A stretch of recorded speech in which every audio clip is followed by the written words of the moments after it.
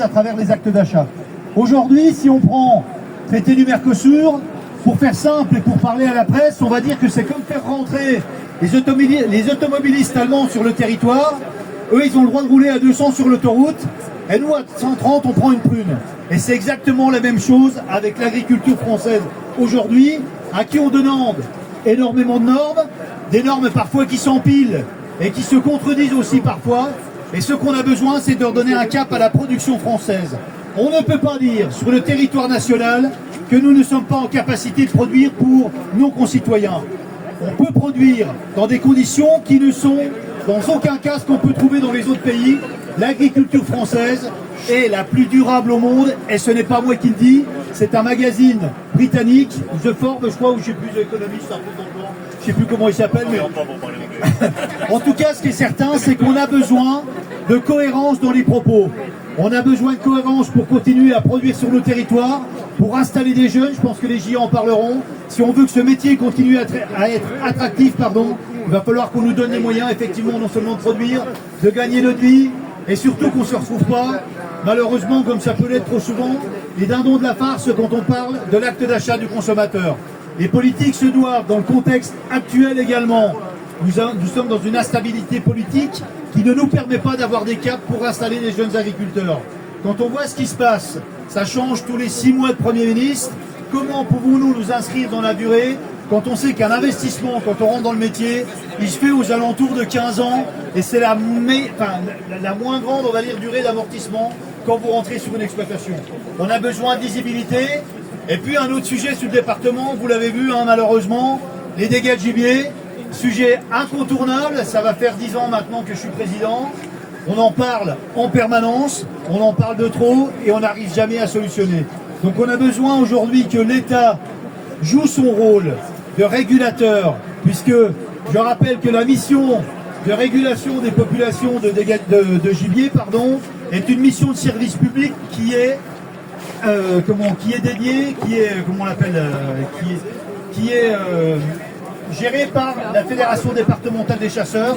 Et le rôle de l'État, c'est bien, c'est gentil. Merci, monsieur le député.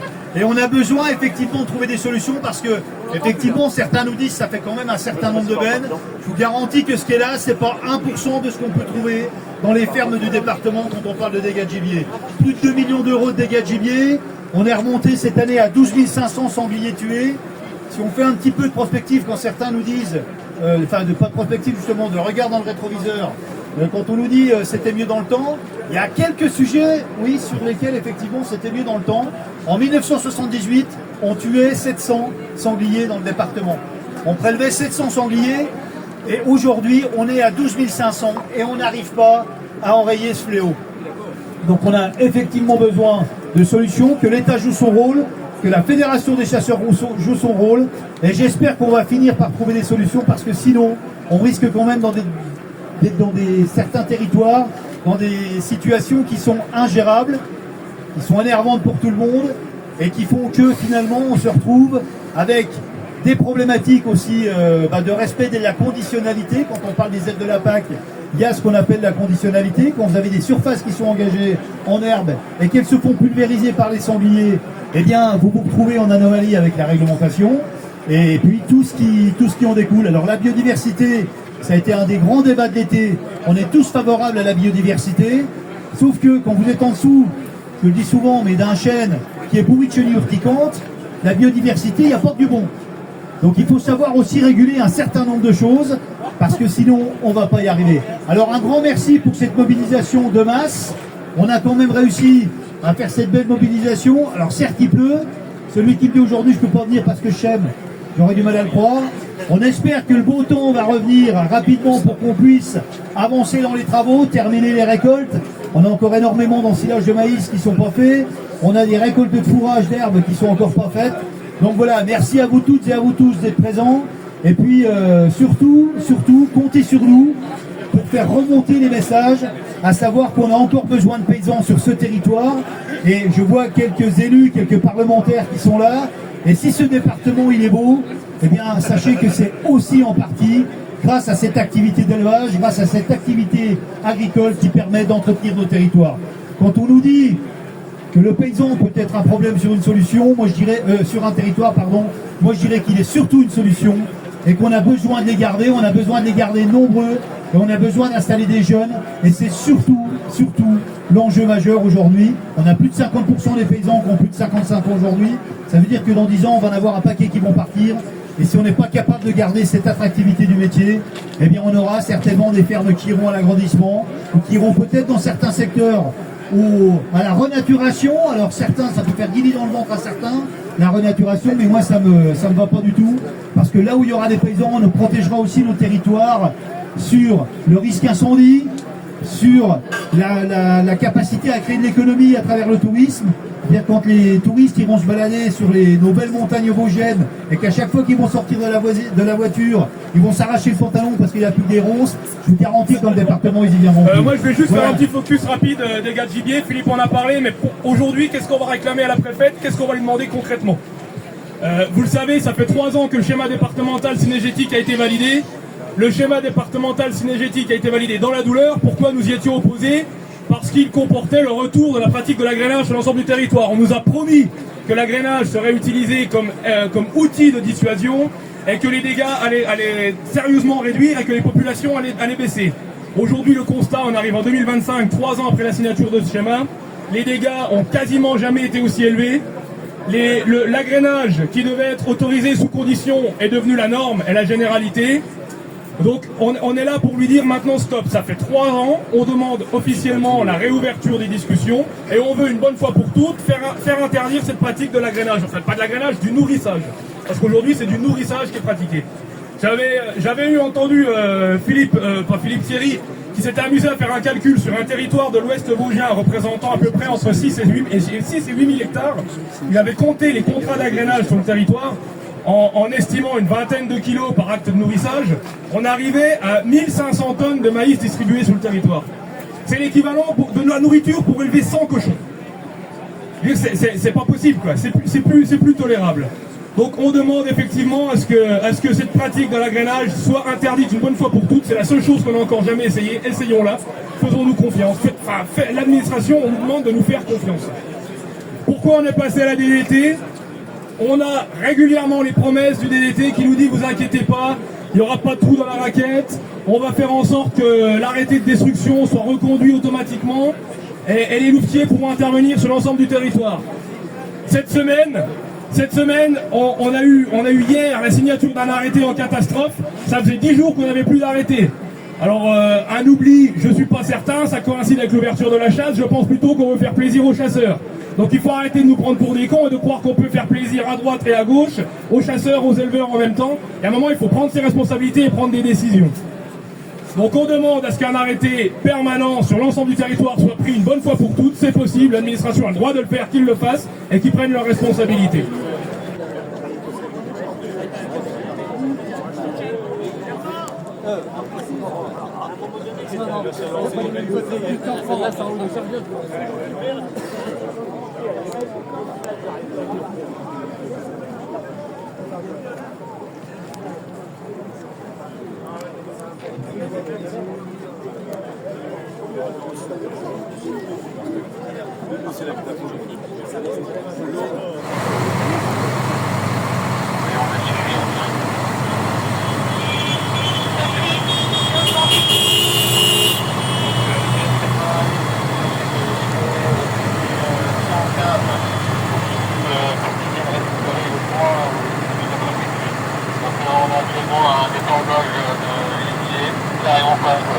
C'est de la presse, hein.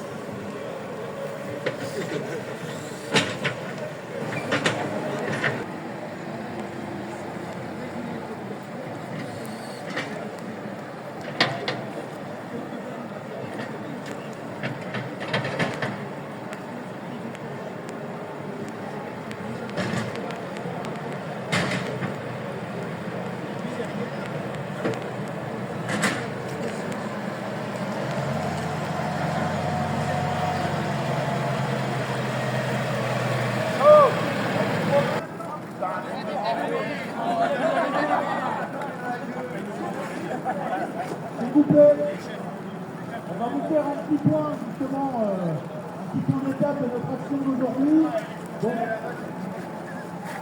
Donc on fait réaliser avec les agriculteurs communs, on a décidé de modifier ce mobilier pour le budget. Donc avec un appel à modification nationale.